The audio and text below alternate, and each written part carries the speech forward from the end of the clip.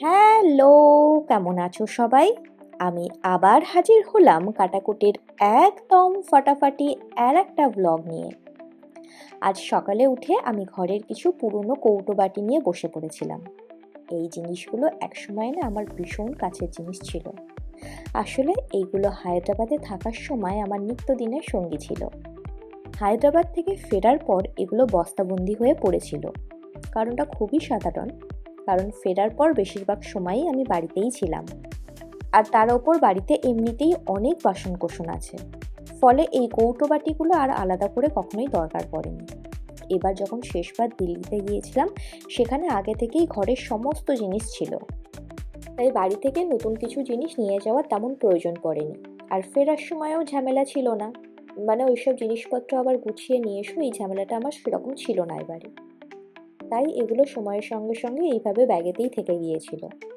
আজ হঠাৎ মনে হলো এবার এগুলোকে একটু বের করে পরিষ্কার করা উচিত, কারণ এইগুলোর এখন দরকার লাগার সময় চলে এসেছে। অনেকদিন ব্যবহার হয়নি, তাই ভালো করে না এগুলোকে একটু মাজতে হবে।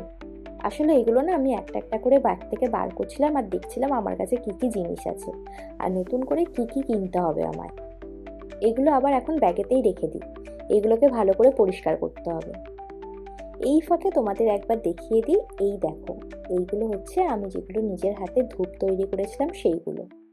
আজকে এগুলো না আসলে একটু রোদে দিয়ে দিয়েছিলাম, দেওয়ার খুব একটা প্রয়োজন ছিল না রোদে, তবুও দিয়ে দিয়েছিলাম। এরপর আবার বসে পড়লাম আর একটা কৌটো নিয়ে। এই কৌটোটা না আমি আলাদাভাবে একটু ব্যবহার করতে চাই।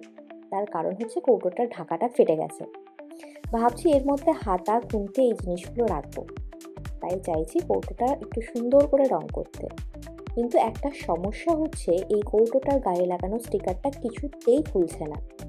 প্রথমে ভাবলাম গরম জলে ডুবিয়ে রাখি, সেটাই করলাম, কিছুক্ষণ গরম জলে রেখেও ছিলাম, কিন্তু দেখছি তাতেও না কোনো কাজ হচ্ছে না।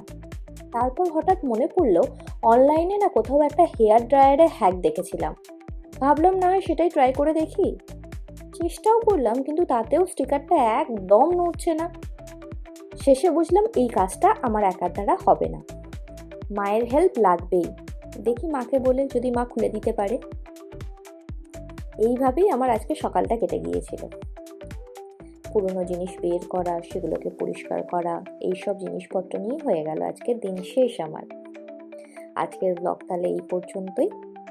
ব্লগটা ভালো লাগলে অবশ্যই লাইক করে দিও, কমেন্টে জানাবে ব্লগ তোমাদের কেমন লাগছে। আর যদি নতুন হয়ে থাকো তাহলে সাবস্ক্রাইব করতে ভুলো না। আজ তাহলে যাই, টাটা, বাই বাই।